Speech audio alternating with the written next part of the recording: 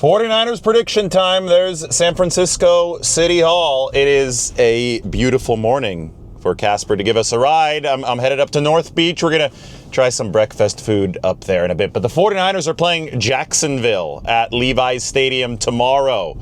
They're going to be wearing the home whites, or the road whites again at home. So I guess we could call them the home whites. Starting to feel a little bit like basketball. Should be good weather. It's beautiful, as you can tell in the city today. Nice and sunny as we make our way up. It should be even warmer in Santa Clara, but I don't think it's going to be hot. I think it's going to be upper 70s. Still, 49ers might gain a little bit of an advantage through the lighter uniforms. I mean, they won by the skin of their teeth against Arizona last week, a warm weather team. So maybe it was the all-white jerseys for the 49ers that got the job done. It's going to be the gold pants this time. It's going to be the standard road whites, not the throwback uniform, since I know that fans are big into what the 49ers will be wearing. All right, so let's talk about this game. Jacksonville, through 3 games, they've got the number 17 offense by EPA and the number 2 defense. So far, it's been a defense-forward team. Liam Cohen, though, the new coach, former offensive coordinator of Tampa Bay, Sean McVay.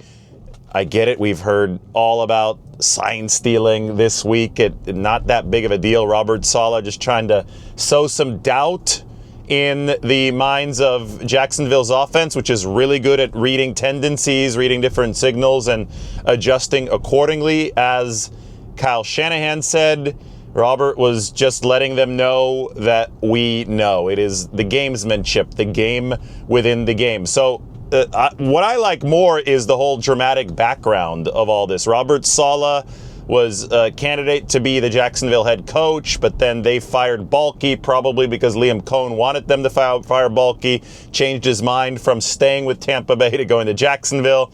That meant Saleh didn't get the job. Robert Saleh became the 49ers defensive coordinator.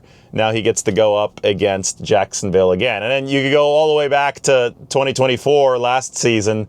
Robert Saleh got fired after playing the Vikings. The Vikings had Grant Udinski on their staff. Udinski is part of that O'Connell-McVay tree, obviously part of the Cohen tree, because he went over to become Jacksonville's offensive coordinator now. And Saleh mentioned the Minnesota staffers who went over to Jacksonville when he was talking about the sign stealing, the legal sign stealing. So it all kind of ties together. You could watch my video from yesterday. I get a little bit further into it. So, I was joking around. I'm more intrigued by the signs that Kyle Shanahan's offense steals against the Jacksonville defense, since Jacksonville is number 2 defensively in this league. How are the 49ers going to block Trayvon Walker? How are they going to block Josh Hines-Allen? How are they going to block Eric Armstead? Armstead might be the bigger issue for the 49ers in this game, because they've struggled at the guard position. The 49ers guards need to be better. That's Connor Colby on the left side and Dominic Puni on the right side. They need to be better than they were last week, point blank. Especially Colby, and I get it. He was coming off of a groin injury ahead of his first NFL start. And because of that, the House of Prime Rib, Joe Betts, the owner, passed away this week. Legendary restaurant in San Francisco. 49ers fan, I'm sure, Joe Betts. So condolences to his family. That place is an institution that we just passed right now. But the 49ers have to be better up front. And I get it with Connor Colby.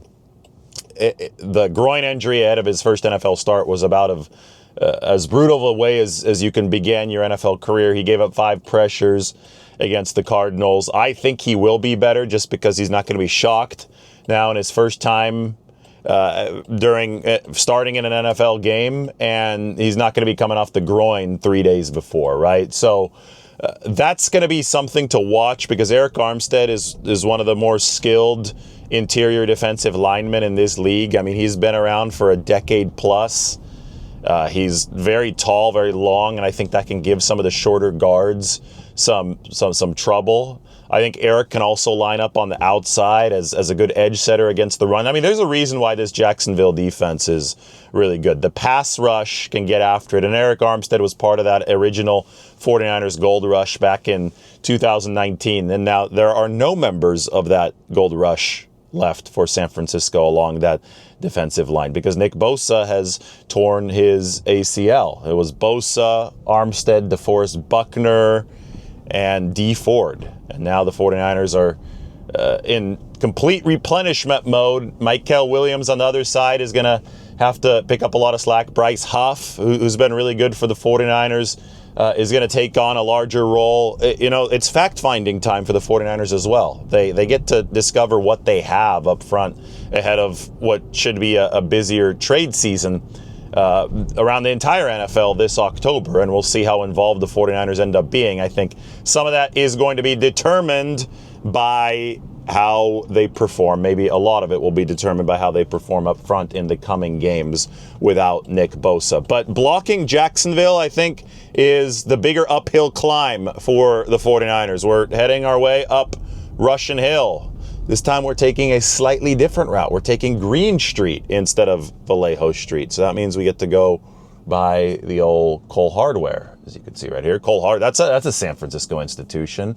Place has been here forever. Look, it says they're open every day. They're not even paying me for this, but I used to live in this neighborhood, and the Crunch Fitness right there in the old Alhambra Theater. I mean, what cities have a gym in a former theater? It's actually a really, really cool place to work out. But when I lived in this neighborhood in Russian Hill, Cole Hardware came through for me several times. So we'll continue our climb up, and the 49ers hope that it won't be as steep against this Jacksonville offensive line. Purdy's going to be back. We know that. And I think with Purdy back, you can expect some more dynamicism from the 49ers offense. You can expect this team to, Purdy's going to be able to extend some plays. I think he's close to 100% for San Francisco, or at 100%. I don't think they would have rushed him back if that wasn't the case. Look, it's Casper's brother passing us right now. And Casper's other relative. I mean, there's a lot of Caspers on the streets of San Francisco. There's one. Here's another one. We work our way up Russian Hill, and we're going to dip down to the North Beach. But Brock is going to be fine. Brock is looking good in practice for the 49ers, and he's going to be able to take this offense to the level where of efficiency they were at in Seattle. Obviously, they didn't score as many points because of some of those issues in the red zone, and he did have those 2 interceptions. But the way that they were moving the ball against that really good Seattle defense and controlling possession throughout the course of the game, without George Kittle, without Brandon Ayuk, huge arrow up for the 49ers offensive prospects. And now, if you just look at the one-game efficiency sample of Brock Purdy, it would rank number 2 in the entire NFL. Look, we're about to turn onto Lombardi Street, the crooked street. I don't think that we're going to go down the actual crooked street part, but you might have glimpsed at the Golden Gate Bridge there in the distance, but we're going to be able to see it. This is absolutely stunning. I love what we're going through right now here in Russian Hill. The crooked street's going to be straight ahead of us. Casper's not allowed to go down the crooked street, but I think that we are allowed to look at it. So Purdy's efficiency from that one game against Seattle ranked number 2 in the entire NFL. And he's going to be back now for the 49ers. And yes, this is a good defense, but I think Seattle's might have been even better. And this is a chance for Brock to really start steering this 49ers offense in the direction of elite efficiency that they're going to need if they want to accomplish all their goals by the end of this season. And I think he could do it against Jacksonville. I don't know if they're going to put up 30 points, but I think the 49ers can put up 20 plus in this football game. And then we have to see what Robert Saleh and company can do without Nick Bosa. But they've been flying around to the football defensively. Saleh's had a lot of smoke and mirrors, and I think right now he can bust all of them out. I mean, he's got 2 games coming up in 5 days. One here against the Jags, next against the Rams. So the 49ers have to be on all their P's and Q's. Isn't this a cool little street? Angling up. It's like terraced on the hill with Alcatraz in front of us. I mean, this is as cool of a drive as we've done. I love the route that we're taking, but and all the tourists are in the way. See, San Francisco, thing is, there's a picture at every corner, so sometimes Casper's got to dodge people taking those photos, all the tourists taking those photos. But I do think that Saleh's got enough in the tank, And I don't think that Jacksonville is as scary offensively as some of the other teams the 49ers will be playing later this year. To the point where I think that the 49ers can hold Jacksonville to 20. So the prediction is 49ers 23, Jaguars 20. San Francisco is going to move to 4-0 on the season, and then it's going to be a quick turnaround. They've very, very quickly got to get ready for the Rams. Oh my God, look at these. They just decided to run the red light, and Casper stopped, did a good job, didn't run them over. Sometimes people are not too smart. Hopefully the 49ers have a smarter game plan for their sake tomorrow than the people on those e-bikes. We'll talk to you soon.